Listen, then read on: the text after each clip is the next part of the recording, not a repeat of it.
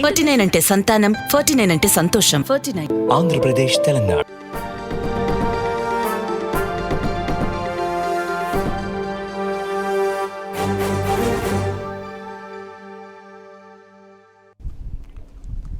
Welcome back. చర్చ కొనసాగుతుంది. చర్చలో పార్టిసిపేట్ అయ్యారు తెలంగాణ రాష్ట్ర సమితి నాయకులు, కార్పొరేషన్ చైర్మన్ మన్యం కృష్ణ గారు, అదేవిధంగా శివరామరెడ్డి గారు, ప్రముఖ ఆర్థిక రాజకీయ విశ్లేషకులు నాంచరయ్య గారు, విశ్లేషకులు. ఈ ముగ్గురితో చర్చను ముందుకు సాగించే ప్రయత్నం చేద్దాం. శివరామరెడ్డి గారు నమస్కారం, గుడ్ మార్నింగ్. గత 3-4 రోజులుగా మహారాష్ట్ర పార్టీ చాలా సీరియస్గా వస్తుంది రసకందంలో. నిన్న కొత్త మలుపులు తిరుగుతుంది. ఎవరైతే రెబల్స్ ఉన్నారో వారిపై వేటు వేయాలని. ఇంతకు అసలు మహారాష్ట్రలో ఏం జరుగుతుంది? బేసిక్గా అండి, మహారాష్ట్రలో ఠాక్రే కుటుంబానికి ఇది ఒక పెద్ద సవాల్లాగా చెప్పొచ్చండి. అసలు మహారాష్ట్ర రాజకీయాలు మనం గత 3-4-5 దశాబ్దాల నుంచి మనం పరిశీలిస్తే ఠాక్రేలు అంచెలంచెలుగా ఎదుగుతూ వచ్చారు. ఒక బలమైనటువంటి పట్టు సాధించారు మహారాష్ట్ర ప్రజల మీద. హిందుత్వవాదాన్ని ఫస్ట్ భుజానికి ఎత్తుకొని అసలు హిందుత్వకు మారుపేరుగా చేసిన అది ఇవాల్వ్ అయిందనమాట. సో ఇలాంటి తరుణంలో ఒక్కసారిగా ఇప్పుడు ఈ ఠాక్రేల కుటుంబ ఆధిపత్యానికి ఒక చెక్ అన్నట్లు ఇప్పుడు జరుగుతున్న పరిణామాలు బట్టి చూస్తే మనకు అర్థమవుతుంది. బేసిక్గా ఇది ఏంటంటే, యాక్చువల్గా మహారాష్ట్రలో శివసేన హిందుత్వ నిదానానికి ఏదైతే ఒక ఐకాన్గా నిలబడిందో, ఒక దీనిగా ఉన్నప్పుడు బీజేపీ వాళ్ళు శివసేనతో ఫస్ట్ అంటగాగేసి ధృతరాష్ట్ర కౌలి అంటాం చూడండి, ధృతరాష్ట్ర కౌలి మాదిరిగా ఈ యొక్క శివసేన యొక్క ప్రాబల్యాన్ని తగ్గించుకుంటూ వచ్చారు. ఇప్పుడు పరిస్థితి ఎలా ఉందంటే, ఇప్పుడు దాదాపు మహారాష్ట్రలో శివసేన ఉనికిని కోల్పోయేటటువంటి ప్రమాదంలో ఏర్పడిందనమాట బేసిక్గా ఇప్పుడున్నటువంటి పరిణామం. సో దీన్ని బట్టి మనం చూస్తే ఏమవుతుందంటే, ఇప్పుడు ఈ పరిణామాన్ని బట్టి చూస్తే ఏమవుతుందంటే, యాక్చువల్గా ఈ యొక్క కుదుపు అన్నది ప్రాంతీయ పార్టీలకు ఒక పెద్ద జలక్ లాంటిదండి. యాక్చువల్గా అంటే కుటుంబ పాలన లేకపోతే ప్రాంతీయ పార్టీల్లో ఉన్నటువంటి వాటికి ఇప్పుడు మహారాష్ట్రలో శివసేన ఎక్స్పెరిమెంట్ ఫెయిల్ అయిందంటే దిస్ విల్ హ్యావ్ రామిఫికేషన్స్ మిగతా పార్టీలకు కూడా ఉంటుంది. భారతీయ జనతా పార్టీ ఇంత దాష్టికానికి ఒడిగడుతుందండి. చూడండి, యాక్చువల్గా వాళ్ళు అధికారం ఉన్న గుజరాత్ రాష్ట్రాన్ని దీనికి ఉపయోగించుకున్నారు, తర్వాత అస్సాంను ఉపయోగించుకున్నారు.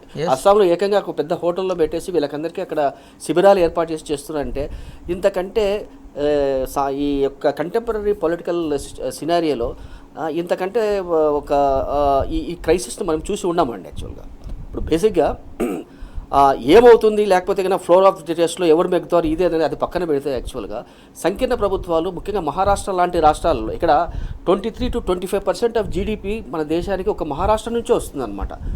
అలాంటి సుస్థిరంగా ఉంచాల్సినటువంటి ఆ రాష్ట్రాల్లో కూడా చిచ్చు పెట్టేసి కేవలం అధికార దాహంతో మీరు చూశారు కదండి, మోదీ 2014లో వచ్చినప్పటి నుంచి ఇప్పటి వరకు 8 రాష్ట్రాలలో తమకు నెంబర్స్ లేకపోయినా సరే ప్రభుత్వాలను కూలగొట్టి అదే కదా మోడీ ప్రజాస్వామ్యం, అదే కదా బీజేపీ ప్రజాస్వామ్యం. రైట్ కృష్ణ గారు, మహారాష్ట్రలో భారతీయ జనతా పార్టీ ఆడాలు అసలు ఏ మాత్రం కంట్రోల్ ఇవ్వడానికి ఇది ఒకటే తార్కరం, ఇంతకన్నా ఏం చెప్పలేము.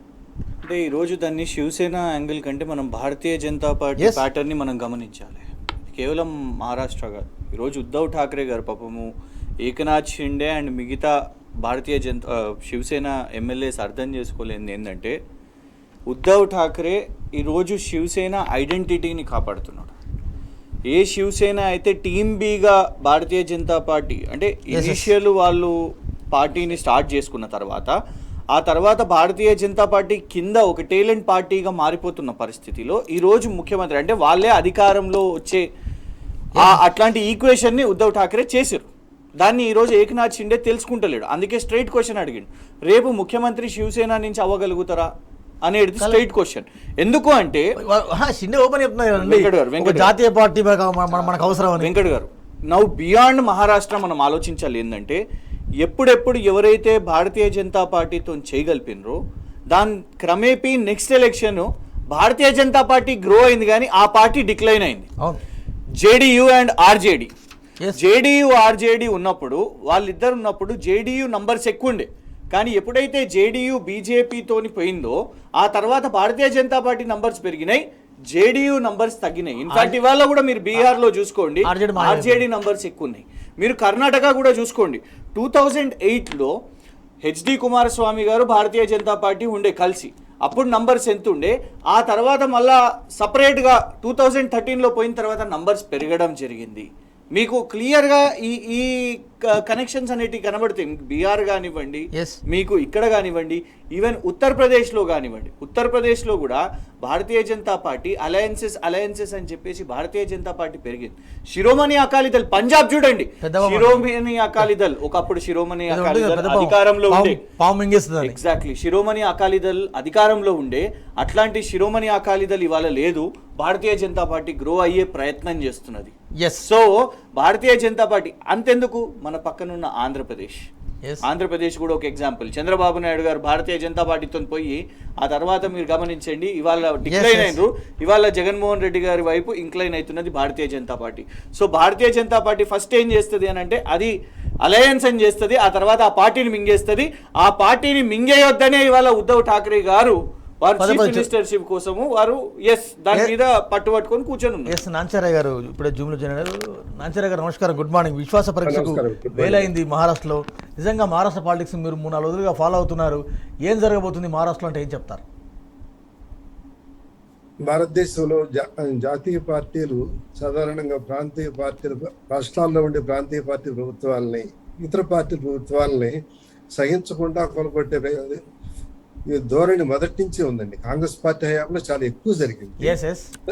దాన్ని అది ఇందిరాగాంధీ బాగా ఒక సంప్రదాయంగా మారిస్తే దాన్ని భారతీయ జనతా పార్టీ కొనసాగిస్తుంది. మరి ఇందిరాగాంధీ పోలికలు చాలా కనిపించే నరేంద్ర మోదీజీ కూడా అదే పద్ధతిలో వెళ్తున్నారు అన్నమాట. అయితే ప్రాంతీయ పార్టీలు బలపడి తమిళనాడులో ఏ విధంగా అయితే కాంగ్రెస్ని ఎప్పటికీ 67 నుంచి అధికారంలోకి రాల, మంత్రులు కాకుండా ఎవరు కాల, అట్లాగే ఇతర రాష్ట్రాల్లో చేసే పరిస్థితి ఉంటే కనుక ఈ జాతీయ పార్టీలు ప్రాంతీయ పార్టీలని కొనసాగనివ్వకోకుండా తమ తోక పార్టీలుగా చేసే ప్రయత్నం మొదటి నుంచి వాటికి ఉంది. అసలు అది పోదు.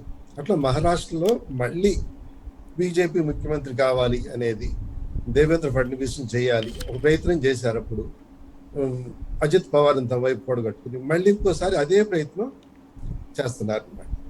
ఇట్లా మరి 1978లోనే మహారాష్ట్రలో ప్రాంతీయ పార్టీ నాంచారాయ్ గారు ప్రాంతీయ పార్టీలను పాతరేసే కుట్ర సరైందా? ఇది మోడీ ప్రజాస్వామ్యానికి తగునా? ఇది బీజేపీ ప్రజాస్వామ్యం, మోడీ ప్రజాస్వామ్యం అని పెద్ద ఎత్తున విమర్శలు వస్తున్నాయి దేశవ్యాప్తంగా. అదే బహుళ పార్టీ ప్రజాస్వామ్య వ్యవస్థలో ప్రాంతీయ పార్టీల్ని కుదించేయటం, లేకపోతే వాటిని నోరు నొక్కేసి వాటిని ఉనికి లేకుండా చేయటం చాలా అత్యంత దుర్మార్గమైంది, ప్రజాస్వామ్య వ్యతిరేకమైంది, ప్రజాస్వామ్యం నాశనం అయిపోయే దానికి దారితీసే చర్య అన్నమాట. ఆ విషయంలో కాంగ్రెస్ పార్టీకి బీజేపీకి ఏమీ తేడా లేదు. ఇది చాలా దూకుడుగా చేస్తుంది బీజేపీ. మహారాష్ట్రలో కూడా అదే ప్రయత్నం చేస్తుంది. దానివల్ల ప్రజాస్వామ్యానికి నష్టం, ఏ పార్టీకి నష్టం అనే దానికంటే కూడా శివసేన అనేది ఏం జరుగుతుంది, ఉద్ధవ్ ఠాక్రే ఏం జరుగుతుంది అనేది ప్రధానం కాదు. ఇక్కడ పార్లమెంట్ ప్రజాస్వామ్య వ్యవస్థకి నష్టం అనమాట. అట్లా ఇప్పుడు మహారాష్ట్రలో బీజేపీ మళ్ళీ దేవేంద్ర ఫడ్నవీస్ ని తీసుకురావాలి, తమ పార్టీ అధికారంలోకి రావాలి. ఎందుకంటే ప్రధాన నగరాలైన చెన్నై, కలకత్తా, ముంబై ఈ 3 చోట్ల బీజేపీ అధికారంలో ప్రభుత్వాలు, ప్రాంతీయ పార్టీలే అధికారంలో ఉన్నాయి. కాబట్టి అక్కడ తప్పనిసరిగా ఎక్కువ ఆదాయం, ఎక్కువ ఆర్థిక కీలక పాత్ర పోషించే ఈ నగరాల్లో, రాజధానులుగా ఉన్న రాష్ట్రాల్లో బీజేపీ అధికారం రావాలని పట్టుదలతో ఈ పని చేస్తుంది బీజేపీ. శిరోమణి రాజకాంక్ష, రాజ్య విస్తరణ కోసం మీరు బ్యాక్ స్టాపింగ్ ఎంత చేయొచ్చా? చూడండి, ఇప్పుడు యాక్చువల్గా ఈరోజు ఒక ప్రధాన ఆంగ్ల దినపత్రికలో ఒక ఎడిటోరియల్ రాశారండి. అందులో లాస్ట్ చివరి రాసిన వాక్యం అంటే it is a dead end for Shiv Sena అంటారు అనమాట. డెడ్ ఎండ్ ఫర్ శివసేన అంటే అది ఎంత ప్రమాదకరమైన స్థితిలో ఆ పార్టీని నెట్టివేశారు చూడండి. ఇంత నంబర్స్ కలిగి ఉండి ప్రజాస్వామ్యబద్ధంగా సంకీర్ణ ప్రభుత్వాన్ని ఎలాంటి కుదుపులు లేకుండా 2.5 సంవత్సరాలు నెట్టుకుంటూ వస్తున్నా కూడాను, సుస్థిర ప్రభుత్వం ఇచ్చినా కానీ కేవలం అధికార కాంక్షతో ఈ యొక్క న్యూ బీజేపీ అంటే మన మోదీ ప్లస్ అమిత్ షా ఆధ్వర్యంలో ఈ న్యూ బీజేపీ వాళ్ళు చేస్తున్నటువంటి ఈ చేష్టల వలన శివసేన కాదండి, యాక్చువల్లీ హిందుత్వం అనే దేశంలో ఇప్పుడు ఒక ప్రధానమైనటువంటి సమస్యను ఎదుర్కోబోతుంది. సంక్షోభంలో హిందుత్వం పడిందని నేను చెప్పక తప్పదు. సంక్షోభంలో హిందుత్వం అన్నది బీజేపీ పేటెంట్ కాదు. యాక్చువల్గా ఇది శివసేన నుంచి వాళ్ళు అన్ని పుచ్చుకొని దాన్ని కబ్జా చేశారన్నమాట. కబ్జా చేసిందని ఈరోజు హిందుత్వ పేరుతో ఏదైతే ఆ పార్టీ ప్రాంతీయ పార్టీ బయటకు వచ్చిందో దాన్ని ఈరోజు పూర్తిగా ఒక ఒక నిస్సహాయ స్థితిలోకి నెట్టేసి ఈ మోదీ షా ఆడుతున్న నాటకం ఇది పరాకాష్ఠ చేసిందండి. ప్రజలు పూర్తిగా దాన్ని గమనిస్తున్నారు. మొత్తానికి భారతీయ జనతా పార్టీ సీఎం అక్కడ కాబోతున్నారు. మళ్ళీ ఏ సోషల్ మీడియా ఆధారం చేసుకుని వీరైతే ఈరోజు ఇంతకాలం చెలరేగుతున్నారు, అదే సోషల్ మీడియాలో ఈరోజు తీవ్రమైన వ్యతిరేక పవనాలు వీస్తున్నాయి. బై బై మోడీ లాంటి వాటి మనం హ్యాష్ ట్యాగ్లు కూడా చూస్తున్నాము. ట్రెండింగ్ లో ఉంటే మనం చెప్పాల్సిన అవసరం లేదని అనిపిస్తుంది. నిన్న బై బై మోడీ పేరుతో hash tag Twitter hash tag #1 ట్రెండింగ్లోకి వచ్చింది. ఇటీవల కాలంలో భారత ప్రధాని మోదీ అదేవిధంగా బీజేపీ ప్రభుత్వం చేస్తున్న అరాచకాలపై విధి విధానాలకు వ్యతిరేకంగా నెటిజన్లు తీవ్రస్థాయిలో మండిపడ్డారు. కృష్ణ గారు, నిన్న 12 స్టార్ట్ చేశారు నెటిజన్లు, కేవలం 1 అవర్లోనే #1 టాప్ ట్రెండింగ్ వచ్చింది. నాకు తెలిసి ఈ వీక్లో ఇది 2వ 3వ అది. ఎగ్జాక్ట్లీ. అంటే ఇంకొకటి అండి, చాలా సీరియస్గా మనం గమనించాలి ఏంటంటే, కేవలం 1 అవర్లో టాప్లో రావడం ఒక ఎత్తు అయితే, ఆ #1 స్లాట్ దాదాపు 6-7 గంటలు ఉండడం అనేది it is not so easy. ఎందుకు అంటే ఎట్లుంటుందంటే ట్విట్టర్ ప్యాటర్న్ 30 ర్యాంక్స్ అనేటివి, 30 టాప్ ఇష్యూస్ అనేటివి ఉంటాయి, నిమిషంకి మారుతూ ఉంటుంది. కానీ గంటల తరబడి బాయ్ బాయ్ మోడీ అనేది హ్యాష్ ట్యాగ్గా ఉన్నది అని అంటే ఎన్నో సమస్యలు, ఎన్నో అంశాల మీద డైరెక్ట్గా నేరుగా కేంద్ర ప్రభుత్వాన్ని, నరేంద్ర మోదీని నెటిజన్స్ నిలదీయడం జరిగింది. ఇప్పుడు జనరల్లీ ట్విట్టర్ ట్రెండ్స్ ఎట్లుంటాయి అంటే ఒక్క స్పెసిఫిక్ టాపిక్ మీదను, ఇప్పుడు నిన్న ఒక మూవీ ట్రైలర్ గురించి బ్రహ్మాస్త్ర, గతంలో బ్రహ్మాస్త్ర, నిన్న శంషేరా, కానీ ఇవన్నీ కూడా కింద ప్యాటర్న్లో అసలు ఎక్కడ కూడా #1 రాకుండా డైరెక్ట్గా మీకు నిరుద్యోగ అంశం విషయం మీద, ఇన్ఫ్లేషన్ విషయం మీద, రూపాయి పతనం విషయం మీద, అదానీ శ్రీలంక ఇష్యూ మీద, అగ్నిపత్ ఇష్యూ మీద, మీకు ఈవెన్ డైరెక్ట్గా ఇవాళ నరేంద్ర మోదీ గారిని ఈ DHFL విషయం మీద కూడా క్వశ్చన్ చేయడం జరుగుతున్నది. ఇవాళ అన్ని అంశాలను నరేంద్ర మోదీ గారిని సూటిగా అడుగుతున్నారు. ఈవెన్ ప్రభుత్వాలను ఎట్లా పడగొడుతున్నారు నరేంద్ర మోదీ గారు, ఎన్ని ప్రభుత్వాలను ఇప్పటి వరకు 8 సంవత్సరాల్లో 8 ప్రభుత్వాల మీద ఇట్లాంటి అటెంప్ట్ చేసిండ్రు, సక్సెస్ కూడా అయినరు, కొన్ని దగ్గర ఫెయిల్ కూడా అయినరు. ఇవన్నిటిని ఓవరాల్గా అంటే పార్టిసిపేటరీ డెమోక్రసీ అంటే ఇదే.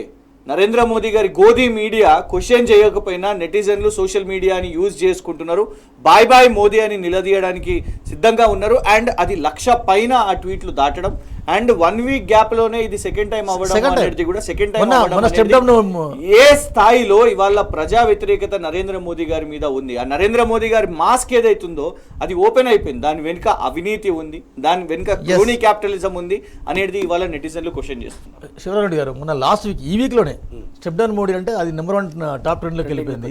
ఇవాళ బై బై మోడీ అంటే ఇంత ప్రజా వ్యతిరేకత ఉందా? చూడండి, ఇప్పుడు యాక్చువల్గా ఇప్పుడు మోదీ మీద ప్రజా సానుకూలత ఉంటుందని మీరు ఎలా ప్రశ్నించగలరు? ప్రజా వ్యతిరేకతే ఉంటుంది, అది స్పష్టంగా ఇప్పుడు మనకు ప్రస్ఫుటం అవుతుంది. బేసిక్గా ప్రజలకు అనుకూలంగా కేంద్ర ప్రభుత్వం, మోదీ ఆధ్వర్యంలో కేంద్ర ప్రభుత్వం ఎలాంటి నిర్ణయాలు తీసుకుందండి? రావడంతోనే మీరు రిజర్వేషన్స్ తీసేస్తుంది, తర్వాత గ్యాస్ సిలిండర్లకు సబ్సిడీస్ తీసేస్తుంది, ప్రతి వాటిలో మీరు తీసేసుకుంటూ పోతున్నారు. కానీ ప్రజలకు మీరు అదనంగా ఇచ్చింది ఏంటి? ఇప్పటికి ఇవాళ ఒక ప్రధాన ఆర్థిక న్యూస్ పేపర్లో ఏం రాస్తారంటే ఒక బ్యానర్ స్టోరీ చేశారండి. యాక్చువల్గా ప్రధానమంత్రి ఈ ఫుడ్ సెక్యూరిటీ చూడండి, గరీబీ వాటి ఆ స్కీమ్ ఉంది కదా, ఆ స్కీమ్ సంబంధించినటువంటి ఏదైతే సబ్సిడీ ఉందో అది నెక్స్ట్ 6 months తర్వాత మేము ఇవ్వలేమని చెప్పేసి already they are circulating Garib Kalyan Yojana. So ఇలా చూసేదంటే ఇచ్చిన ప్రతి ఒక్క దీని స్కీమును కూడాను వెనక్కి లాక్కుంటూనే పోతున్నారు, కానీ ప్రజలకు చేసింది లేదు. కాబట్టి అక్కడ ఓన్లీ వ్యతిరేకతను అయితే దృశ్యంగా కనిపిస్తుంది, అదే ఇప్పుడు బలపడుతుంది. అది రాను రోజుల్లో ఒక టైఫూన్ లాగా మారుతుందంటాం సందేహం. ట్విట్టర్లో బై బై మోదీ అనే హ్యాష్ ట్యాగ్లు ఎందుకు ఎత్తుతున్నాయి, నెటిజన్లు ఎందుకు మండిపడుతున్నారు, ఎందుకు అనతి కాలంలోనే మోడీ ఇంత ప్రజా వ్యతిరేకతను మూట కట్టుకుంటున్నారు? చర్చ కొనసాగుతుంది. నాన్సారయ్య గారు, మేము ట్విట్టర్ చూసాము, బై బై మోదీ అనే హ్యాష్ ట్యాగ్ #1కి ట్రెండ్లోకి వచ్చింది.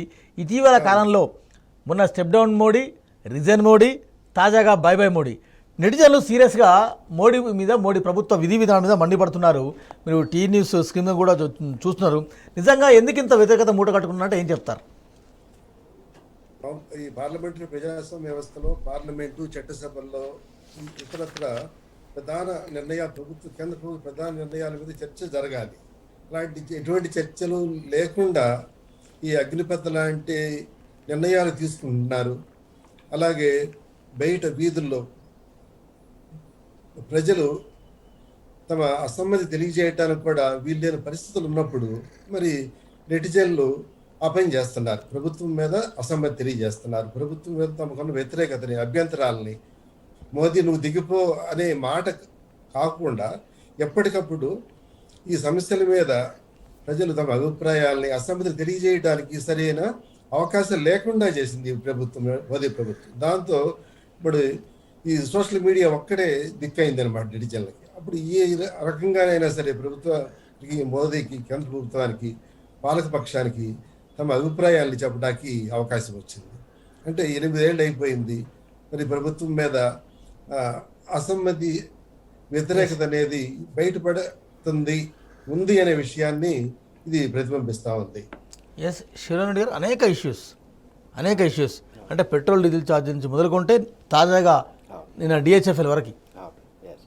అంటే ఇప్పటి వరకు ఒక గ్లాస్ సీలింగ్ లాంటి దాంట్లో కూర్చొని మా ప్రభుత్వం వేరు, మిగతా వాళ్ళ అజెండా వేరు అనేటువంటి ఒక ఆ మార్పును తీసుకొచ్చేసి కొత్త మార్పు దిశగా ప్రయత్నిస్తున్నటువంటి కొత్త బీజేపీ అని చెప్పేసి ఈ విధంగా రావడం జరిగింది. కానీ బట్ బేసిక్గా వాళ్ళు చేస్తున్న దాంట్లో భారతదేశం లాంటి దేశాలకు కావాల్సింది మోదీ ఆధ్వర్యంలోని ఇలాంటి ప్రభుత్వం కాదండి. యాక్చువల్గా అంటే భిన్న సంస్కృతులు, భిన్న సంకీర్ణత, భిన్న కల్చర్స్ ఉన్నటువంటి దేశంలో మీరు చేస్తున్నటువంటి ఏంటండి, యాక్చువల్గా మీరు వెల్ఫేర్ స్టేట్, ముఖ్యంగా కాన్స్టిట్యూషన్ మనం ప్రియాంబుల్ తీసుకుంటే మనది వెల్ఫేర్ స్టేట్. యాక్చువల్గా సోషలిస్టిక్, డెమోక్రాటిక్ ఇదంతా ఎందుకు మీరు కాన్స్టిట్యూషన్ ప్రియాంబుల్లో చెప్పినటువంటి ప్రతి ఆ కీవర్డ్కి కూడాను పూర్తిగా వ్యతిరేకంగా పోతున్నారు, ఇంక్లూడింగ్ డెమోక్రాటిక్. అంటే ఇప్పుడు మహారాష్ట్ర శివసేన చూసుకున్నా సరే అన్డెమోక్రాటిక్గా అక్కడ సంకీర్ణంలోని ప్రభుత్వాన్ని కూల్చే దిశగా చేస్తుంటే మీ ప్రయత్నాలు అన్నీ కూడా కేవలం అధికార కాంక్ష, అధికార దాహం తప్ప ప్రజా శ్రేయస్సు కానివ్వండి, లేకపోతే దేశ ప్రగతి ఇది కానీ ఇది ఏం లేదండి. యాక్చువల్గా ఇప్పుడు దీనివల్ల ఏమవుతుందంటే ఇప్పుడు ఇలాంటి రాష్ట్రాల్లో అంటే ఇలాంటి దేశంలో ఇలాంటి ప్రభుత్వాలు ఉండడం వల్ల ఏమవుతుందంటే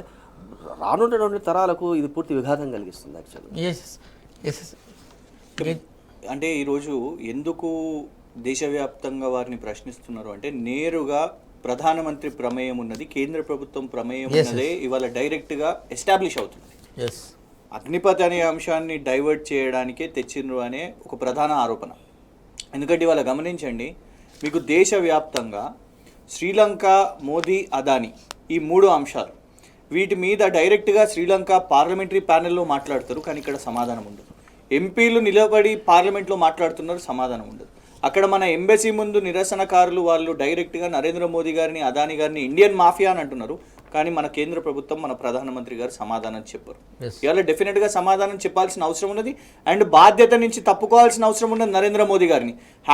#బాయ్ బాయ్ మోడీ అంటే it's a very serious issue. ఎందుకంటే స్టెప్ డౌన్ అని ఎందుకు అంటున్నారు అని అంటే నేరుగా ప్రధానమంత్రి మీదనే ఆరోపణలు ఉన్నప్పుడు డెఫినెట్గా దర్యాప్తు మీద వారి పవర్ అనేది ఎస్టాబ్లిష్ చేస్తారు.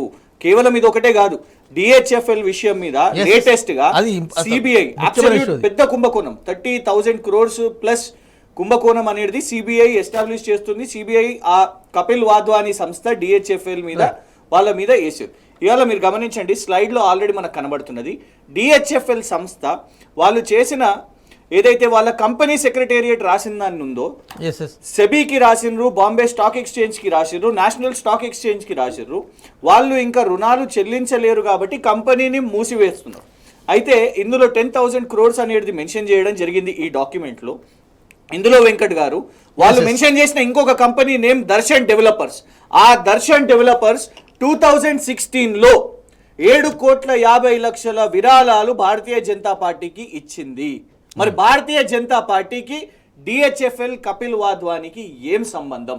ఇవాళ నేరుగా నరేంద్ర మోదీ గారిని అడుగుతున్నాం, ఎందుకు ఈ కుంభకోణాల నుంచి చేసిన 30,000 కోట్ల ఏదైతే ప్రజాధనం బ్యాంకుల నుంచి వాళ్ళు తీసుకున్న ధనం ఏదైతున్నదో అది భారతీయ జనతా పార్టీకి నిధులు ఎందుకు వెళ్ళినాయి, ఎవరికి సంబంధం? నేరుగా ప్రధానమంత్రి నరేంద్ర మోదీ గారు చెప్పాల్సిన అవసరం ఉన్నది.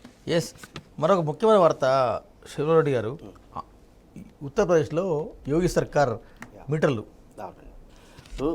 పెట్టింది. మొన్నటిదాకా ఇదే బండి సంజయ్ ఇక్కడ ఏమన్నారంటే అసలు మీటర్లా అది ఎక్కడిది, ఓ చూయించు, నేను 3 నెలలకు రాస్తా అన్నాడు. ఈ నూతన ఈ ఎలక్ట్రిసిటీ పాలసీ తీసుకొచ్చిన తర్వాత యాక్చువల్గా ఎలక్ట్రిసిటీ అన్నది కంకరెంట్ సబ్జెక్ట్. అది యూనియన్ సబ్జెక్ట్, సెంట్రల్ సబ్జెక్ట్ కాదు, స్టేట్ సబ్జెక్ట్, కంకరెంట్ సబ్జెక్ట్. అంటే రాష్ట్రాలు, కేంద్ర ప్రభుత్వాలు ఉమ్మడిగా ఆలోచించి ఆయా రాష్ట్రాలకు అనుగుణంగా వాళ్ళకు పాజిటివ్గా ఉండే విధంగా డిసిషన్స్ తీసుకోవాలి.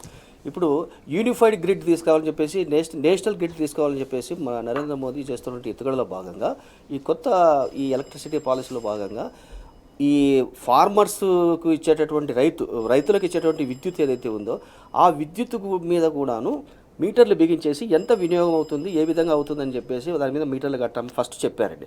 చెప్పి తర్వాత మీరు ఇంకొకటి గమనించాలి. మీకు ఇక్కడ ఏంటంటే మన బడ్జెట్లో ఒక ప్రతిపాదన చేశారండి. ఈ యొక్క కేంద్ర ప్రభుత్వ విధానాలకు అనుగుణంగా ఏ రాష్ట్రాలు అయితే ఒప్పుకొని రైతులకు ఇచ్చేటువంటి మీటర్లకు పెడతారో వారికి రుణాలు తీసుకునే సౌకర్యం కల్పిస్తామని చెప్పి ఎఫ్ఆర్బిఎం కింద ఇప్పుడు ఆల్రెడీ 35-36 వేల కోట్లు ఆంధ్రప్రదేశ్ ప్రభుత్వం తీసుకుంటుంది.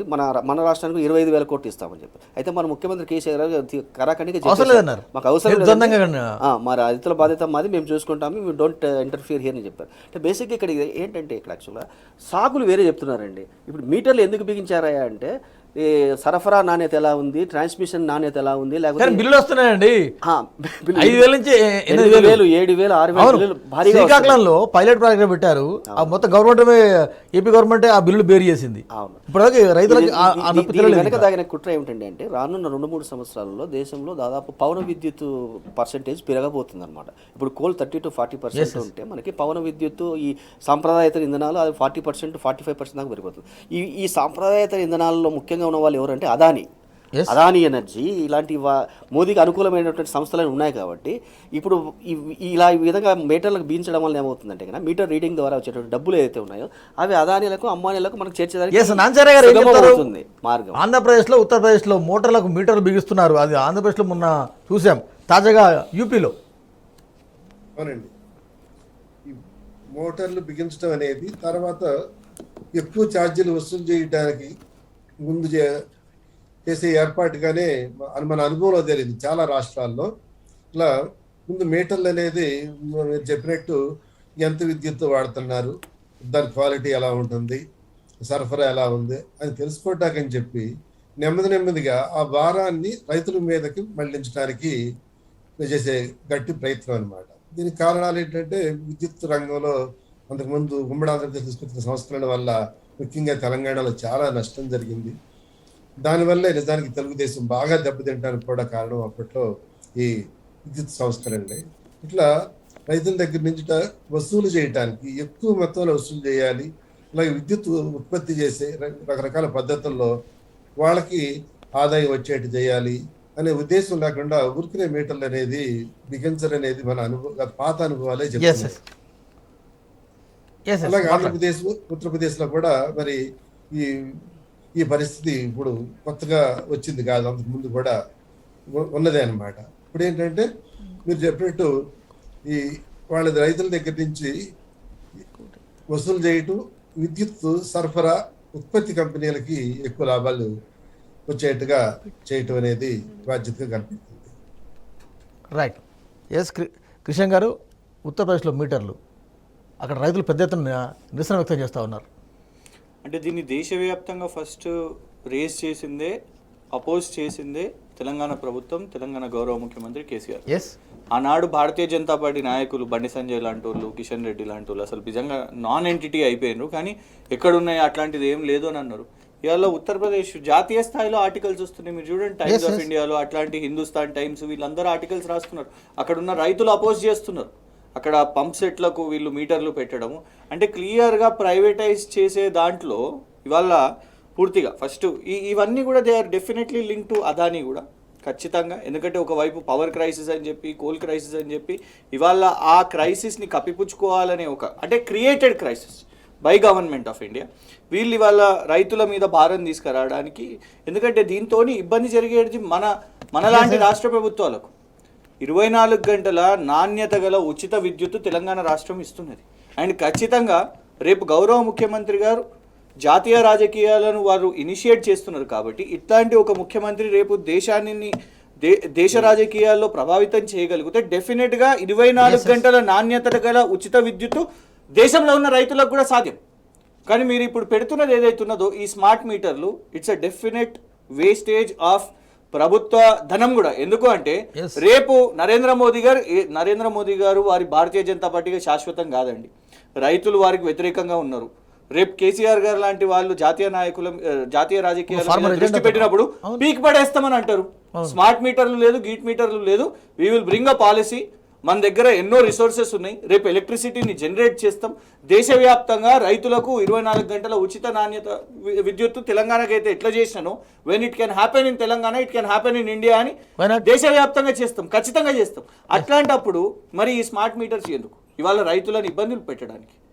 అండ్ ఇంకొకటి, మీరు రైతులకు ఎన్నో ప్రామిసెస్ చేసిరు, ఆ రైతుల ప్రామిసెస్ని పక్కన పెట్టేసి అడిషనల్ బర్డెన్ మీరు క్రియేట్ చేస్తున్నారు. అంటే పగ ఏ రైతులైతే ధర్నాలు చేసిర్రో, సంవత్సరం మొత్తం వారి మీద ధర్నాలు చేసిర్రో, ఆ రైతులు ఈ నరేంద్ర మోదీ గారి బాగా వెండేటా పాలిటిక్స్ చేస్తారు, వారికి బాగా వెంజెన్స్. ఎవరైతే వారిని క్వశ్చన్ చేస్తారో వారి మీద ఈడీలు, ఐటీ రేడ్లు, అట్లనే రైతుల మీద ఈడీ, ఐటీ రేడ్లు చేయలేరు కదా, చేయలేరు కాబట్టి ఇట్లాంటివి తీసుకున్నాం. మోదీ గారి విధానాలు ఎంత లోపభూయిష్టంగా ఉంటాయో మనము ఈ 3 ఫార్ములాస్, ఈ రైతులకు సంబంధించిన 3 ఫార్ములాస్ ఏ విధంగా తీసుకొచ్చారు, మన తర్వాత రైతుల యొక్క శక్తిని చూసిన తర్వాత ఏ విధంగా తోక ముడిచి దాన్ని విత్డ్రా చేసుకున్నారో, అదేవిధంగా మళ్ళీ ఇప్పుడు మోదీ గారు దీన్ని రైతులతోనే పెట్టుకుంటున్నారు. ఈ మీటర్స్ పెట్టేసి దీనివలన ఖచ్చితంగా ఆయన తోక ముడవక తప్పదు. ఇవన్నీ కూడాను ప్రజాహితానికి ఏమాత్రం మేలు చేసేవి కాదండి. యాక్చువల్గా ఇప్పుడు వీళ్ళు సమాజంలోనే ప్రతి ఒక్క వర్గానికి కూడా దూరం అవుతూ వస్తున్నారు. అనాలోచిత విధానాలు, పర్యవసనాలు పరిశీలించకపోవడము, తర్వాత చేసిన తర్వాత దాన్ని తోక ముడుచుకోవడం, ఇలా ఈ 3 విధానాలను అగ్నిపథ అదే అవుతుంది కదా. ఇప్పుడు ప్రతి ఒక్కటి సార్ యాక్చువల్లీ ఇక్కడ వీళ్ళ యొక్క విధానమే ఎలా ఉంటుందంటే యాక్చువల్గా కన్సల్టేషను లేకపోతే కన్సెన్సస్ ఇవి ఉండవన్నమాట. స్ట్రైట్ అవే రాత్రి కళలోకి ఏదైనా వస్తే టక్ అని దాన్ని తెల్లవారితేనే పెట్టేయడం. ఇప్పుడు మనం చూసాం కదా కరోనా బిగినింగ్లలో లాక్డౌన్ అని పెట్టేసాడు, లేకపోతే గంట కొడితే మొత్తం కరోనా పారిపోతుంది. ఇవన్నీ కూడాను అన్సైంటిఫిక్, బేస్డ్ ఆన్ ఓన్లీ. అయినా మనం గంట కొట్టాం కదా, పోలేదు. ఇలానే ఉంటాయి విధానం అన్నమాట. ఎస్ నాంచారయ్య గారు, రైతు ఆ 3 చట్టాల నల్ల చట్టాల నుంచి చూసుకోండి, ఇప్పటి వరకు మీటర్ల వరకు చూస్తే భారతీయ జనతా పార్టీ ముఖ్యంగా కేంద్రం రైతు వ్యతిరేక విధానాలను అడుగడుగున అవలంబిస్తుంది ఖచ్చితంగా చెప్పలేమా? అవునండి.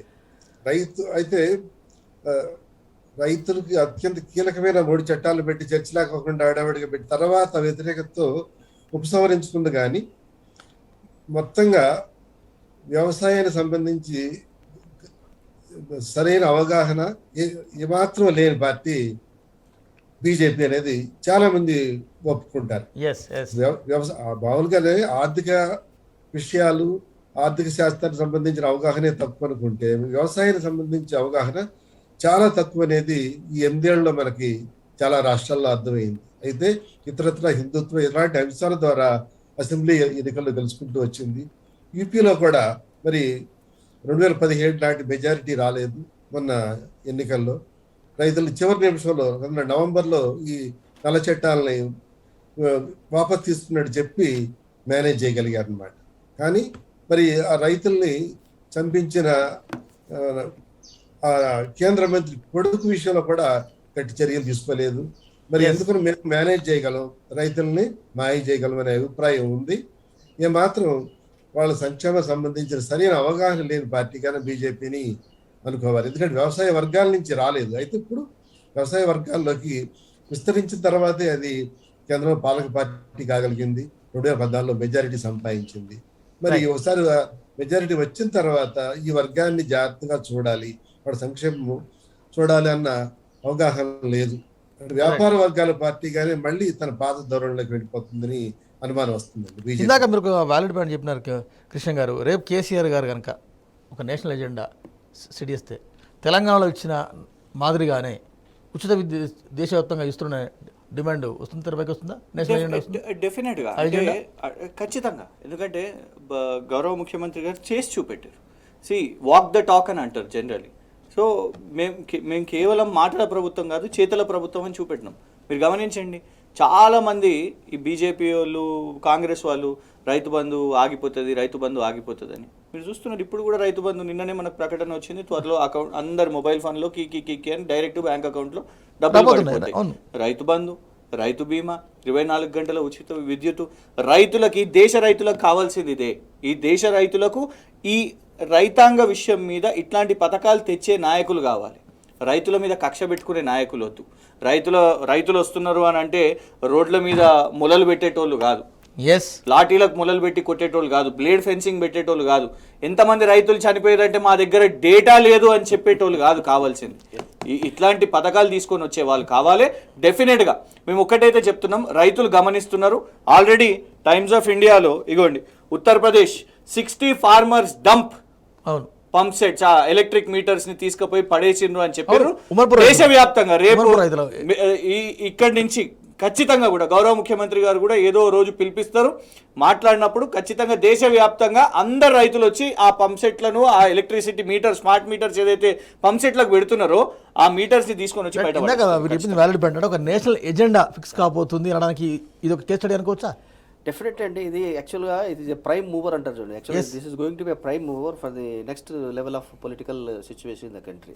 ఇప్పుడు ఒకటి ఏంటంటే యాక్చువల్గా మనం భారత ఆర్థిక వ్యవస్థ ఒకసారి మనం చూసుకుంటే రైతులు దేశానికి వెన్నెముక అని చెప్తున్నాం కదండి. ఇది యాక్చువల్గా బీజేపీ ప్రభుత్వంలో వచ్చిన తర్వాత రైతుల మీద పడ్డటువంటి దెబ్బలు ఎక్కడ పడలేదు. అయితే అదే సమయంలో మన జీడిపికి వచ్చేటటువంటి వాటాలో చూసుకుంటే తొలిసారిగా లాస్ట్ 2 yearsలో సేవారంగం నుంచి వచ్చేటటువంటి కాంట్రిబ్యూషన్ తగ్గింది, అగ్రికల్చర్ నుంచి వచ్చేటువంటి కాంట్రిబ్యూషన్ పెరిగింది. అంటే మరి మతి ఉన్నటువంటి పరిపాలించే వాళ్ళు ఎలా చూడాలి? యాక్చువల్గా ఏ సెక్టార్ నుంచి ఏ రంగం అయితే మనకు జీడిపికి ఇతోధికంగా ఊతం ఇస్తుందో దానికి సానుకూలమైనటువంటి విధాన నిర్ణయాలు చేయాలన్నా, లేకపోతే దీని యొక్క దెబ్బ కొట్టేసి దీన్ని మనం స్టంట్ చేయాలన్నా, దాని గ్రోత్ స్టంట్ చేయాలన్నా, అది వాళ్ళు ఆలోచించుకోవాలంటే బేసిక్గా ఏంటంటే ఇక్కడ రాజకీయ కారణాలతో చేస్తున్నటువంటి కార్యక్రమాలు తప్ప, లేదా ఒక వర్గానికి మేలు చేకూర్చాలని దుగ్ధతో తప్ప దేశ విశాల హితం కోసం మాత్రం చేస్తుంది మనం చెప్పలేమండి. యాక్చువల్గా కనిపిస్తానే ఉంది. నెక్స్ట్ దేశంలో ఇదే ప్రధాన అజెండా కాబోతుంది అనమాట. అసలు రైతులకు సానుకూలత విధానాలు ప్రకటించేటటువంటి కావాలి. ఉచిత కరెంటు, రైతు బంధు ఇందాక చెప్పారు. మనం ఆల్రెడీ 50,000 కోట్లు సిద్ధం చేశాము. రేపు నెక్స్ట్ డెలివరీ 50,000 కోట్లు వేస్తారు, ఇంకో 7,000-7,500 కోట్లు వేస్తున్నారు ఇప్పుడు. అదేనండి, ఇప్పుడు యాక్చువల్గా దేశంలో ఆల్టర్నేటివ్ అజెండా కావాలని మనం చెప్తున్నది. ఎందుకంటే ఇదే అనమాట, ఒంటెత్తు పోకటితో పోతున్నటువంటి ఈ యొక్క మోదీ ప్రభుత్వానికి ఆల్టర్నేటివ్ అజెండా కావాలి. కేసీఆర్ సార్ గారు తీసుకున్నటువంటి చెప్పండి, ఒక దేశానికి ఒక ఆల్టర్నేటివ్ ఫోర్స్, ఆల్టర్నేటివ్ ఎజెండా అవసరం ఉందా లేదా అంటే ఏం చెప్తారు? ఇప్పుడు ప్రధాన ప్రతిపక్షం అనుకునే లోక్సభలో గుర్తింపు లేని ప్రతిపక్షంగా ఉన్న కాంగ్రెస్ పార్టీ ఇంత బలహీనంగా నీరసించిపోయి ఉన్న టైంలో తప్పనిసరిగా జాతీయ స్థాయిలో ఒక ప్రత్యామ్నాయం అవసరం బీజేపీకి. ఎందుకు అంటే 8 ఏళ్లుగా వరుసగా 2 ఎలక్షన్లో గెలిచింది బీజేపీ, 2014-2019. మరి ఈ పరిస్థితుల్లో ఈ ప్రజాస్వామ్యం బతకడం కోసం అయినా సరే గట్టి ప్రతిపక్షం కావాలి, ప్రత్యామ్నాయం కావాలి. అందులో మరి వరుసగా 2 సార్లు గెలిచిన ఈ టీఆర్ఎస్ లాంటి పార్టీ మరి జాతీయ స్థాయిలో చురుకైన పాత్ర పోషించి ప్రతిపక్షాలను ఒక ఘాట తీసుకొచ్చి గట్టి ప్రతిఘటన ఇవ్వాల్సిన అవసరం ఎంతైనా ఉందండి బీజేపీకి, మోదీ ప్రభుత్వానికి. రైట్ అండి, థ్యాంక్ యూ వెరీ మచ్ అండి. వర్సిటీల్లో ఖాళీల భర్తీకి కామన్ బోర్డు ఏర్పాటు చేసింది తెలంగాణ ప్రభుత్వం. ఈ నిర్ణయం పట్ల నిరుద్యోగుల్లో, విద్యావంతుల్లో, ముఖ్యంగా ఆశావహులో పెద్ద ఎత్తున హర్షాతిరేకాలు వ్యక్తమవుతున్నాయి. ఉన్నత విద్యా మండలి చైర్మన్ నేతృత్వం వహిస్తారు. సభ్యులుగా 3 ఐఏఎస్ అధికారులు ఉంటారు.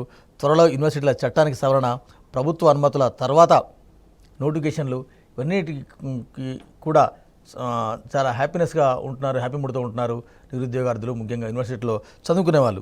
నిజంగా గతంలో ఎప్పుడు లేని విధంగా తెలంగాణ ప్రభుత్వం చేసిన ఈ కార్యానికి అందరూ వెల్కమ్ చెప్తున్నారు. కృష్ణ గారు, మెజార్టీ తెలుగు మీడియా పత్రికలన్నీ కూడా ఇవాళ హైలైట్ చేశాయి. ఇవి అంటే ముందు చాలా డిస్క్రిపెన్సీస్ ఉంటుండే, మీకు గమనిస్తే ఎన్నో ఆరోపణలు వచ్చినాయి, కోట్లలో కూడా పోయినాయి. అవును, అసిస్టెంట్ ప్రొఫెసర్స్, అసోసియేట్ ప్రొఫెసర్స్ విషయం మీద ఎన్నోసార్లు కూడా మనము ఒకసారి 2016లో కూడా మేజర్ నోటిఫికేషన్, సరే అప్పుడున్న మనకంటే ముందున్న ఆంధ్రప్రదేశ్, యునైటెడ్ ఆంధ్రప్రదేశ్ లాస్ ప్రకారంగానే మనము నోటిఫికేషన్ వేసినప్పుడు ఎందరో కూడా వెళ్ళి కోర్టుకి వెళ్ళినారు.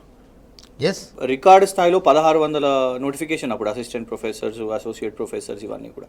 దానికంటే ముందు మీరు గమనిస్తే ఎన్నోసార్లు వైస్ ఛాన్సలర్ల మీద ఆరోపణలు వచ్చినాయి, వైస్ ఛాన్సలర్లు ఫేవరెటిజం చేస్తున్నారు అని. అంటే ఎడ్యుకేషన్ సిస్టమ్కి అదొక పెద్ద మరక. ఎవరైతే ఉపకులపతి ఉన్నారో వైస్ ఛాన్సలర్, వారి మీదనే ఆరోపణలు వచ్చినాయి, వారు కరప్షన్ చేసిర్రు అని అంటే దానికంటే దారుణం. టీఎస్పీఎస్సీ కంటే ముందు ఆంధ్రప్రదేశ్ పబ్లిక్ సర్వీస్ కమిషన్ ఉండేది. టీఎస్పీఎస్సీ మీద మీరు గమనించండి, ఈ 8 సంవత్సరాల్లో ఎప్పుడు ఏ పేపర్ కటింగ్, ఏ ఆర్టికల్ మీకు ఎక్కడ కూడా కనబడది. వాళ్ళు ఏదో ఒక పోస్ట్ ఇట్లా చేసిరు అంత ట్రాన్స్పరెంట్ గా మన తెలంగాణ ప్రభుత్వం చేసింది. కానీ అదే Andhra Pradesh public service commission members arrest అయ్యారండి, మెంబర్స్ జైలుకు పోయిన వాళ్ళు ఉన్నారు, వాళ్ళ మీద సిఐడి సిబిసిఐడీలు కూడా పెట్టడం జరిగింది. అంటే ఎందుకు ఇదంతా మీకు హిస్టరీ చెప్తున్నాను అని అంటే, ఇవాళ ఒక ఫేర్ ట్రాన్స్పరెంట్గా ఎడ్యుకేషన్ కౌన్సిల్ నుంచి అండ్ బ్యూరోక్రాట్స్ వీళ్ళందరూ కూడా ఉండి ఖచ్చితంగా ఈ బోర్డ్ అండ్ మరీ ముఖ్యంగా హయ్యర్ ఎడ్యుకేషన్ కౌన్సిల్ మీద మంచి ఒపీనియన్ అనేది కూడా వచ్చింది. ప్రొఫెసర్ లింబాద్రి గారు మా యూనివర్సిటీకి చెందిన వారే, ఉస్మానియా యూనివర్సిటీకి పనిచేసారు, నిజామాబాద్ తెలంగాణ యూనివర్సిటీకి పనిచేసారు. ఆ హయ్యర్ ఎడ్యుకేషన్ సిస్టమ్ కింద ఈరోజు ఒక ట్రాన్స్పరెన్సీ అనేది డెఫినెట్గా ఉంటుంది. ఖాళీలు ఐడెంటిఫై అయితే ఇమీడియట్గా భర్తీ కూడా అవుతుంది. మంచి అవకాశం అన్ని యూనివర్సిటీలలో కూడా అనేసి మేము భావిస్తున్నాం. త్వరలో 3,500 పోస్టుల నోటిఫికేషన్ రాబోతుంది. 15 యూనివర్సిటీలో ఉద్యోగాల కసరత్తు జరుగుతుంది. నిజంగా అంటే ఈ ఉద్యోగ ప్రకటనల ఈ నేపథ్యంలో నిన్న తీసుకున్న ప్రభుత్వం నిన్న ఎట్లా యాక్చువల్గా అంటే మన యూనివర్సిటీస్లో, ముఖ్యంగా తెలంగాణ యూనివర్సిటీస్లో ఈ పరిశోధన అనేది చాలా వెనుకబడిపోయిందండి. ఎందుకంటే సరైనటువంటి నియామకాలు లేకపోవడం వలన, అంటే చేసేదానికి చాలా అడ్డంకులు ఉండడం వలన మనం చాలా ఇబ్బందులు ఎదుర్కొన్నాం అనమాట. విద్యార్థుల్లో కూడా ఒక రకంగా నిరాశ నిస్పృహలు ఇవన్నీ కూడా మనం చూసాం. ఇప్పుడు ఒక కామన్ బోర్డు పెట్టేసేసి నియామకాలను ఫాస్ట్ ట్రాక్ చేసేదానికి ఒక వ్యవస్థను మనం ఏర్పాటు చేసుకున్నామంటే డెఫినెట్గా విశ్వవిద్యాలయాలు అన్నీ కూడా పరిపుష్టమవుతాయి, పరిశోధనలు చక్కగా జరుగుతాయి, విద్యార్థులకు మళ్ళీ నాణ్యమైనటువంటి చేసుకునే అవకాశం ఉంటుంది. సో బేసిక్గా it is a win win situation. కరెక్ట్గా మనం అడ్రస్ చేస్తున్నాము. ఇప్పుడైతే మనము తెలంగాణ రాష్ట్రం యాక్చువల్గా దాదాపు 90,000 ఉద్యోగాలు మనం ప్రకటిస్తున్నాము. అన్నిటికీ ఫైనాన్స్ డిపార్ట్మెంట్ వాళ్ళు ఇస్తున్నారు. సో అదే పరంపర, అదే ఒరవడి, అదే నేపథ్యంలో ఇప్పుడు ఈ వర్సిటీలకు సంబంధించినటువంటి నియామకాల్లో కూడాను ఒక ఉమ్మడి బోర్డును ఏర్పాటు చేసేసి ఒక కొత్త నియంత్రణ ద్వారా చేయడం అన్నది నిజంగా హర్షించదగ్గ పరిణామం. This will have positive vibes. S Krishna గారు, ఇంకొక ముఖ్యమైన వార్త, ఫాక్స్కాన్ ఫ్రెష్ టు హోమ్ ఇవన్నీ కూడా తెలంగాణకు రాబోతున్నాయి. నిన్న కేటీఆర్ గారితో వారితో ఆ ప్రతినిధులు, ఆ కంపెనీ సీఈఓస్ అంతా కూడా భేటీ అయ్యారు. ఎట్లా చూస్తారు? డెఫినెట్గా కేటీఆర్ గారు చాలా సక్సీడ్ అవుతున్నారు. పెద్ద పెద్ద సంస్థలు, ఫాక్స్కాన్ లాంటి సంస్థ ఇక్కడ తెలంగాణకు తీసుకొని రావడం, ఒప్పించడం, వారు ఇక్కడ పెట్టుబడులు పెట్టడం, మనకి ఇక్కడ ఉన్న పాలసీసు అండ్ 1,000 కోట్లు మనకి ఇక్కడికి రావడము ఖచ్చితంగా. అండ్ ఎప్పటికప్పుడు ఏ అవకాశాన్ని కూడా కేటీఆర్ గారు వదులుకోవట్లేదు. మొన్న 24 గంటల ముందు ఆనంద్ మహీంద్రా గారిని, ఇంకా అంటే ఆల్రెడీ ఇక్కడ మన దగ్గర మహీంద్రా పెట్టుబడులు ఉన్నాయి కానీ ఇంకా పెట్టాలి. ఒక ఆశ కేటీఆర్ గారిలో ఏంటిది అంటే తెలంగాణలో విపరీతంగా పెట్టుబడులు రావడం. నిన్న ఖచ్చితంగా చాలా పెద్ద సంస్థ ఫాక్స్కాన్ సంస్థ ఇక్కడ వాళ్ళ ఇన్వెస్ట్మెంట్స్ అనేటివి పెట్టడం, చాలా ఇన్వెస్ట్మెంట్స్కి కూడా, చాలా కంపెనీస్కి కూడా తెలంగాణ ఒక హబ్గా మారుతుంది. ఇటు అంటే Hyderabad and at the same time ద్వితీయ శ్రేణి నగరాలు ఏదైతే ఉన్నాయో Tier 2 సిటీస్, ఈ Tier 2 సిటీస్లో కూడా పెట్టుబడులు రావడం డెఫినెట్గా it's a great achievement. Foxconn సంస్థ ఇక్కడికి రావడం అండ్ మళ్ళీ ఉద్యోగ అవకాశాలు కూడా మన వాళ్ళకి అట్లాంటి, అంటే పెద్ద సంస్థలు ఇక్కడికి రావడం, మన యువత అట్లాంటి పెద్ద సంస్థలు, you don't have to go all the way to కొరియానో లేకపోతే యుఎస్ఓ రకరకాల సంస్థలకు అక్కడికే పోయి మేము పని చేయగలుగుతామని కాదు. ఇక్కడికి ఆ సంస్థలు వచ్చినప్పుడు మన యువతకి ఇక్కడ అవకాశం కూడా వస్తుంది. ఇవన్నీ ఒక ఎత్తైతే తెలంగాణ ప్రభుత్వం ఆయా కంపెనీలకు ఇస్తున్న ప్రోత్సాహకాలను, పెట్టుబడులను ఆకర్షించడంలో తెలంగాణ డెస్టినేషన్ గమ్యం నెంబర్ 1 అండి. ఇక్కడ ఈకో సిస్టమ్ ఎలా ఉందంటే, ముఖ్యంగా మనకు TSI పాస్ మీకు 15 రోజుల్లో మొత్తం అన్ని అనుమతులు ఇచ్చేస్తాం అనమాట. అంటే ఎలాంటి ఇవి లేకుండా, అంటే ఒక పెట్టుబడిదారు ఎవరైనా సరే డాలర్ల బ్యాగ్తో ఇక్కడికి వచ్చారంటే వన్ స్టాప్ షాప్, సింగిల్ విండోలో ఆయన పథకాలు తీసుకొస్తాడు, మనం అన్ని అనుమతులు ఇచ్చేస్తాం, వాళ్ళు ఇమ్మీడియట్గా యాక్టివిటీ కూడా చేసుకోవచ్చు అనమాట. సో ఇలాంటి విధానాలు భారతదేశంలో మరి ఏ నగరంలోనూ ఏ రాష్ట్రంలో లేవు. అందువల్లనే ఇప్పుడు కేటీఆర్ గారు he is attracting international investors with great just అనమాట. ఇప్పుడు తైవాన్కు చెందినటువంటి ఈ ఫాక్స్కాన్ ఏదైతే ఉందో, వాళ్ళు భారతదేశంలో ఈ ఎలక్ట్రిక్ వెహికల్కి సంబంధించినటువంటి ఈ నిర్మాణం చేపట్టాలని ముందుకు వస్తున్నారు అనమాట. ఇప్పుడు దానికి ఉన్నటువంటి ఈకో సిస్టమ్ మనం క్రియేట్ చేశాం కాబట్టి, పారిశ్రామికవేత్తలకు అనుగుణంగా మన విధానాలు ఉన్నాయి కాబట్టి అక్కడ డెఫినెట్గా తెలంగాణ రాష్ట్రము నెంబర్ 1లో ఉంటుంది అనమాట ఇన్వెస్ట్మెంట్ అట్రాక్ట్ చేయడంలో. దీన్ని మెటీరియలైజ్ చేయడంలో మంత్రి కేటీఆర్ గారు యొక్క కృషి ఎంతైనా ఉంది. He is attracting international investors. ఒక కంపెనీ, 2 కంపెనీలు నిజంగా కూడా అసలు ఇటీవల కాలంలో is a magnet, is attracting. ఇప్పుడు 1000 కోట్ల ఫెస్ట్ హోమ్ అనేది మనం ఓన్లీ యాప్లోనే చూస్తున్నాం. అవునండి. ఇప్పుడు దశల వారీగా 5 ఏళ్లలో దశల వారీగా వారు ఇక్కడ విస్తరించే అవకాశం. 1000 crores అంటే ఎన్ని వేల ఉద్యోగాలు క్రియేట్ అవుతాయి చూడండి. యాక్చువల్గా Foxconn it's big international company. అది ఐఫోన్ల తయారీలో అది నెంబర్ 1గా ఉంటుంది అనమాట, అంటే కాంటాక్ట్ మ్యానుఫ్యాక్చరింగ్లో. సో ఇలా చూసుకుంటే ఉద్యోగాల కల్పనలో మనం ఇలాంటి వాటికి అంటే ఇలాంటి ఇన్వెస్టర్స్ మనం ప్రోత్సాహం ఇవ్వడం వలన మన ఆర్థిక వ్యవస్థ మెరుగుపడుతుంది, ఇన్వెస్ట్మెంట్స్ వస్తాయి, ఉద్యోగం పెరుగుతుంది, స్టేట్ జీడిపి పెరుగుతుంది. It's a win win situation. దీన్ని అట్రాక్ట్ చేయడంలో మన రాష్ట్రంలో ఉన్నటువంటి పాలసీలు, ముఖ్యంగా పారిశ్రామిక అనుకూల విధానాలు, ఈ టీఎస్ ఐపాస్ లాంటి వాటిని మనం ప్రపంచ దేశాలకు, ప్రపంచ ఇన్వెస్టర్లకు బాగా గట్టిగా చెప్పగలగడం వల్ల, సమర్థవంతంగా కేటీఆర్ గారు లాగా సమర్థవంతంగా చెప్పగలగడం వలన we are attracting these kinds of investment. Yes, అంటే మీకు సిలికాన్ వ్యాలీ ఆఫ్ ఇండియా అంటే మనకు బెంగళూరు, ప్రతి కంపెనీ బెంగళూరు పోవాలి, కానీ నేరుగా హైదరాబాద్కి వస్తున్నాయి. అంటే దానికి కారణం లింక్ ఇప్పుడు మీరు ఇంకోటి కూడా స్లైడ్ చూపెడుతున్నారు. హర్దీప్ సింగ్ పూరి గారిని నిన్న కలవడం జరిగింది గౌరవ మంత్రివర్యులు కేటీఆర్ గారు. అంటే ఒక వైపు పెట్టుబడులు తీసుకురావడం ఎంత ముఖ్యమో, ఇంకో వైపు ఇన్ఫ్రాస్ట్రక్చర్ నిర్మాణం కూడా అంతే ముఖ్యం. మనం ఇక్కడ నగరంలో అంటే అట్లాంటి సదుపాయాలు కల్పించడం, కారిడార్ కల్పించడం, లా అండ్ ఆర్డర్ కానివ్వండి, అన్ని ఫెసిలిటీస్, ప్రతి చిన్న ఫెసిలిటీని దగ్గరుండి కేటీఆర్ గారు ఇవాళ ఎన్ష్యూర్ చేస్తున్నారు. మీకు ఒక చిన్న, యాక్చువల్లీ ఇది కూడా మన న్యూస్ పేపర్స్లో క్యారీ చేయాలి. నిన్న అమృత్ వాళ్ళు, కేంద్ర సంస్థ అమృత్ వాళ్ళు తీసుకున్న పథకము, ministry of housing and urban affairs వాళ్ళు నిన్న వాళ్ళు పెట్టిన ట్వీట్ ఇది. Telangana is rigorously aiming to provide 100% sewage treatment for HUA and putting their continuous efforts in transforming the state. ఈ ట్వీట్ కేంద్ర ప్రభుత్వ సంస్థ పెట్టిన ట్వీట్ ఇది. అంటే ఎందుకు అంటే నిన్న ఈవెన్ నిధులు కూడా అడగడం జరిగింది. ఇవాళ మనము SNDP కార్యక్రమం తీసుకున్నాం మొత్తం హైదరాబాద్ నగరంలో. ఎందుకంటే గతంలో అసలు దశాబ్దాల నుంచి మనకి ఇక్కడ డ్రైనేజ్ సిస్టమ్ కూడా సరిగ్గా లేదు. ఆ కొత్త డ్రైనేజ్ సిస్టమ్ కూడా చేస్తున్నాం.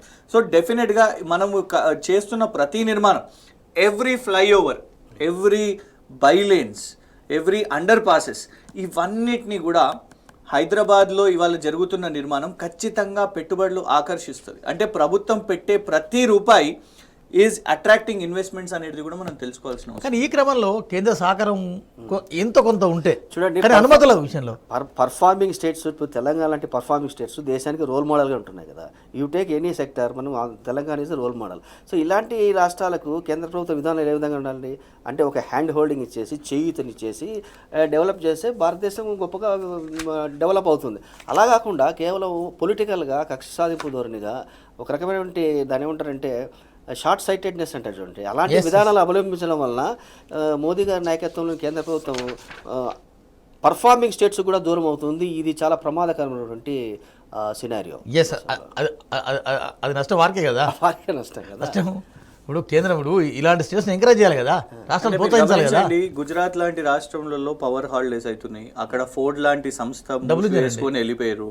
డబుల్ ఇంజన్ బీహార్, ఇవాళ క్లిప్ చూడండి, బీహార్లో రోడ్లు. అవును, అంటే ఈవెన్ కర్ణాటక నుంచి కూడా కిరణ్ మజుందార్ షా గారు లాంటి వారు చేసిన స్టేట్మెంట్స్ ఒకవైపు అట్లాంటిది ఉంటే, ఇంకోవైపు మన దగ్గర ఎన్ని పెట్టుబడులు పెట్టడానికి ఒక ప్రయత్నం అనేది, అంటే అందరు కూడా మంచిగా ఎందుకు చూపెడుతున్నారు ఇంట్రెస్ట్ అని అంటే ప్రభుత్వం అప్రోచ్ అనేది డెఫినెట్గా ఉన్నది. ప్రభుత్వం అప్రోచ్ ఇక్కడ మనం చేసుకున్న నిర్మాణాలు చాలా ప్రోయాక్టివ్ అప్రోచ్. మనం తెచ్చుకున్న పాలసీస్ కూడా ఇండస్ట్రియల్ పాలసీస్, మనం తెచ్చుకున్న టీఎస్ ఐపాస్ కానివ్వండి, డెఫినెట్గా మీరు అంటున్న రోడ్స్ అన్నీ ఒక ఎకనామిక్ కారిడార్గా ఖచ్చితంగా బిల్డ్ చేస్తున్నాం. వీళ్ళు ఏం చేస్తున్నారు, మొన్న 48 గంటల ముందు కేటీఆర్ గారు జైరాబాద్కి వెళ్ళారు.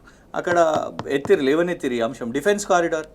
ఇక్కడ ఆల్రెడీ చాలా సంస్థలు ఉన్నాయి, మీరు ఇక్కడ డిఫెన్స్ కారిడార్ ఇవ్వండి, శాంక్షన్ ఇవ్వండి అని నిర్మలా సీతారామన్ గారిని కలిస్తే వారు ఏం చేశారు, కేవలం ఉత్తరప్రదేశ్ ఎన్నికలు ఉన్నాయని బుందేల్ఖండ్కి ఇవ్వడం. సో ఇట్లాంటి యాటిట్యూడ్తోని ఖచ్చితంగా గవర్నమెంట్ ఆఫ్ ఇండియా చెప్పుకుంటున్న ఆత్మ నిర్భర్ భారత్, మేక్ ఇన్ ఇండియాను ఇది సాధ్యం కాదు, అవ్వట్లేదు కూడా. Right, thank you very much అండి. ఇది ఇవాళ చర్చా కార్యక్రమం. చర్చలో పాల్గొన్న కృష్ణ గారికి, శివరామరెడ్డి గారికి, నాంచారయ్య గారికి ప్రత్యేక ధన్యవాదాలు. రేపు మరో అంశంతో మళ్ళీ కలుద్దాం. అంతవరకు చూస్తుండండి టీ న్యూస్, తెలంగాణ గుండె చప్పుడు.